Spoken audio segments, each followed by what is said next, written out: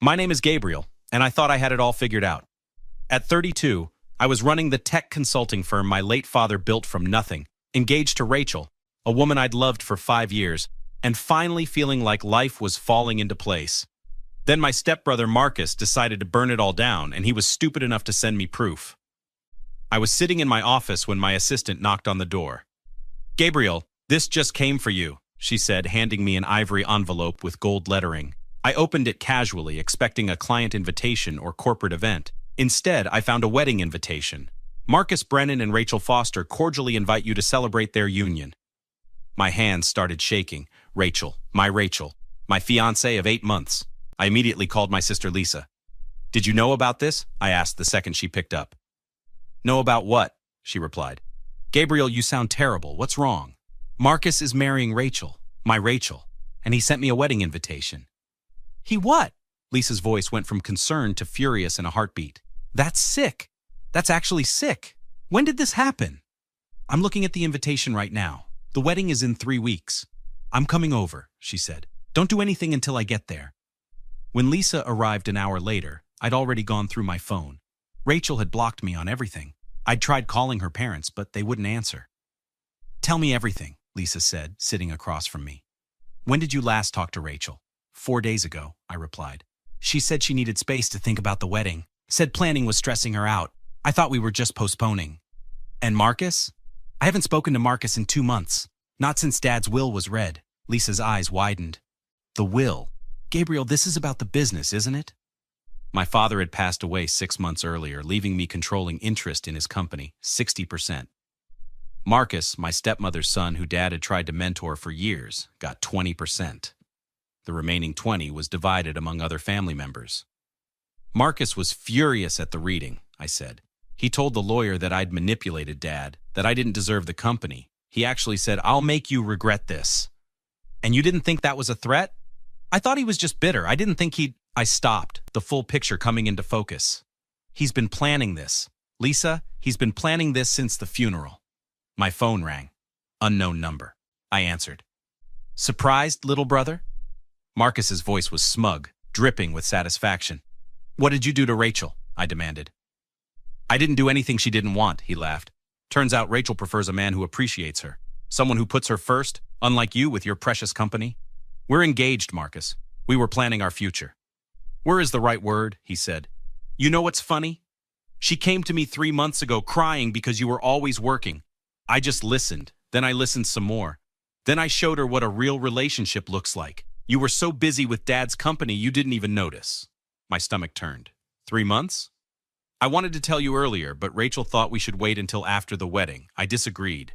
I wanted you to know exactly what you lost. Consider the invitation my wedding gift to you." "This is about the company," I said. "This is about Dad's will." "Maybe," Marcus admitted. "Or maybe it's about you getting everything handed to you while I had to fight for scraps. Perfect Gabriel with his perfect life. Not so perfect now, is he? You won't get away with this." "With what? Falling in love? Last I checked, that wasn't illegal. Enjoy the rest of your lonely life, brother. Rachel and I will be thinking of you on our honeymoon." He hung up. Lisa grabbed my shoulder. "Gabriel, breathe. We're going to fix this." "How? She chose him. It's over." "No," Lisa said firmly. "Something's not right. Rachel loved you. People don't just change like that. And Marcus is too calculated. This whole thing feels orchestrated. We need to investigate." "Investigate what?" "Everything. Start with the company. If this is about Dad's will, maybe Marcus is doing more than just stealing your fiancé. Maybe he's trying to steal the business too." The next morning, I called David Chen, the attorney who'd handled my father's estate. "David, I need you to audit everything Marcus has touched in the company since Dad died." "That's a significant request, Gabriel," David replied. "What's this about?" I explained the situation, the affair, the wedding invitation, Marcus's comments about the will. "I'll start immediately," David said. "In the meantime, I want you to document every interaction with Marcus. Record calls if you can. California's a 2-party consent state, but if he contacts you, be ready. And Gabriel, if your instincts are right, this could be serious." I spent the week diving into company records. Lisa helped, going through files in Dad's home office that Marcus had asked to archive after the funeral. "Gabriel, you need to see this," Lisa said on Thursday, holding up a folder. "These are loan applications. Marcus applied for a $2 million business loan in the company's name. Look at the date."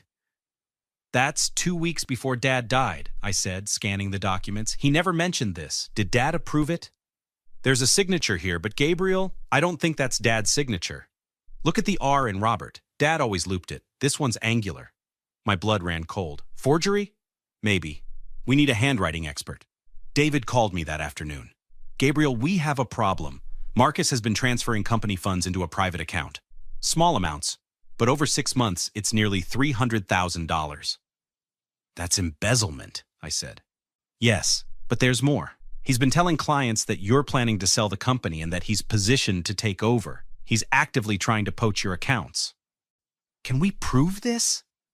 I have emails, recorded client calls, financial records. Gabriel, if we go to the authorities, Marcus could face serious charges. Do it, I said. File everything. I want him buried. I decided to call Rachel one more time. To my surprise, she answered, "What do you want, Gabriel?" Her voice was cold, distant. "I want to understand," I said. 5 years, Rachel. 5 years, and you throw it away for Marcus?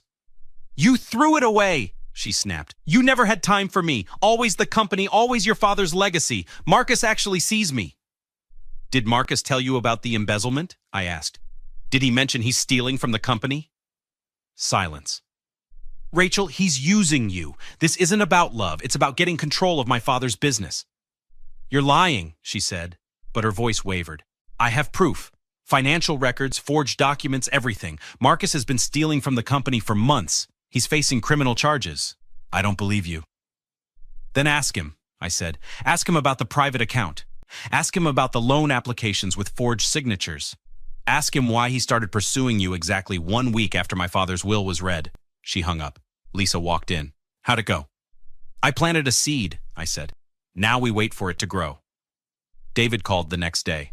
I contacted the district attorney. They're interested, very interested. The forgery alone is enough for charges, but combined with the embezzlement and fraud, Marcus is looking at serious prison time. How serious? 5 to 10 years if convicted on all counts. And Gabriel, there's something else. I had an investigator look into Marcus and Rachel's relationship. They've been living together in a condo Marcus purchased with company funds. You're kidding. I wish I was. He used a shell corporation to hide the transaction, but it's traceable. That's another fraud charge. When can we move? The DA wants to move fast before Marcus can hide more assets. They're planning to arrest him next week. They want you to wear a wire for one final conversation. Get him to admit everything. I'll do it, I said without hesitation. I called Marcus on Tuesday. We need to talk about the company, face to face.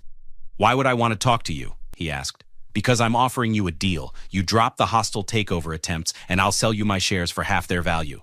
I'm done, Marcus. You win. I could hear the greed in his voice. You're serious? Meet me at Dad's office tomorrow at noon. Come alone. He agreed immediately. The next day, I sat in my father's old office, the wire taped to my chest, waiting. David and 2 detectives waited in the adjacent room. Marcus walked in exactly at noon, confident and smirking. Smart decision, little brother.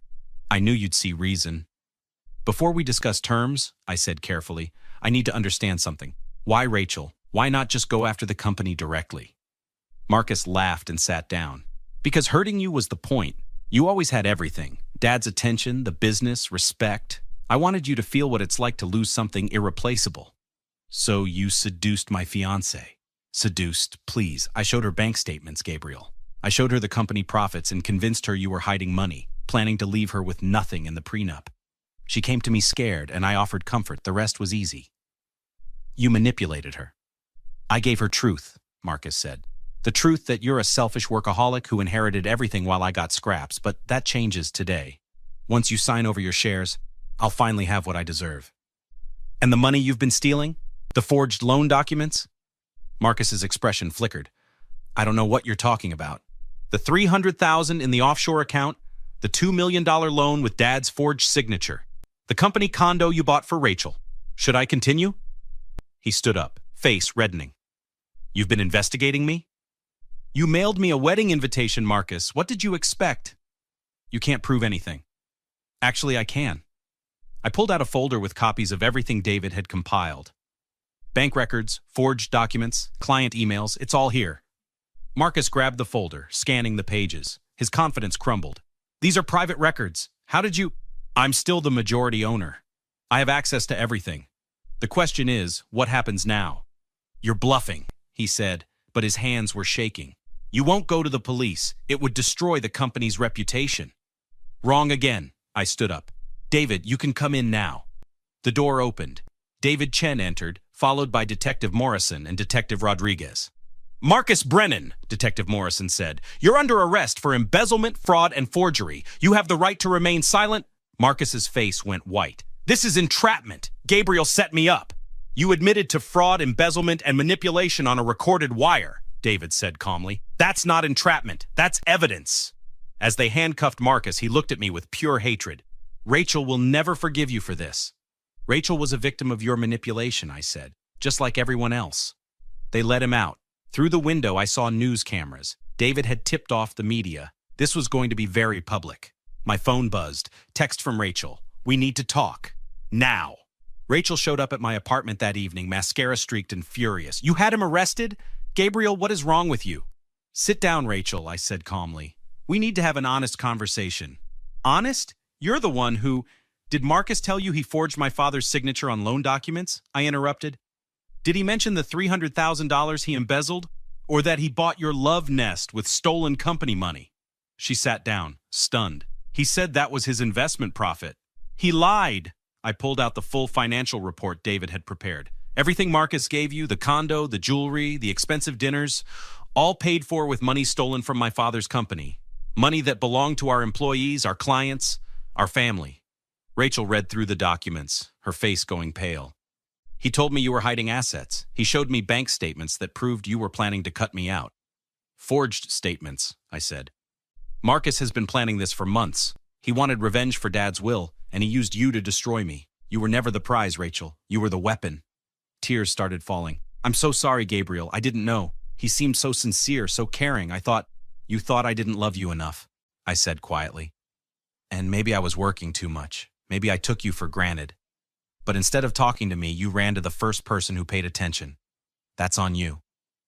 Can we fix this? She asked. Can we go back to how things were? I looked at the woman I'd planned to marry and felt nothing but emptiness. No, Rachel, we can't.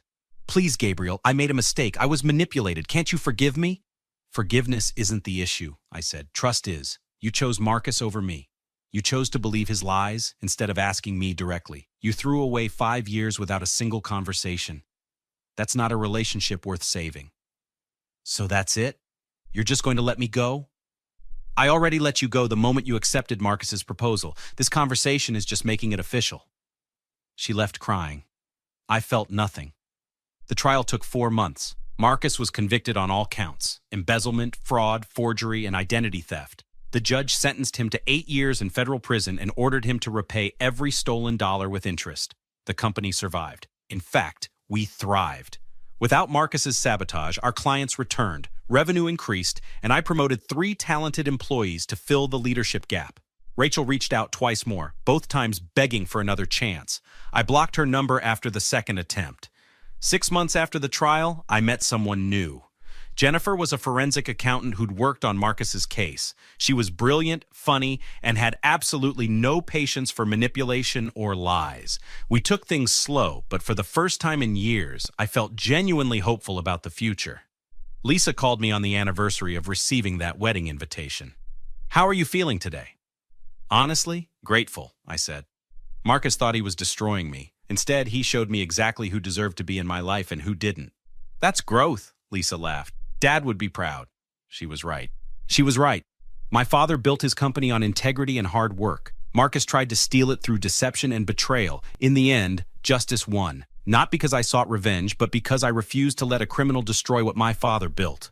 Marcus is scheduled for parole review in 6 years. I hope he stays the full 8. Have you ever had someone in your family try to steal what you worked for? Someone who used your trust against you? What would you have done in my situation? Like and subscribe for more stories about people who refused to be victims and fought back the right way.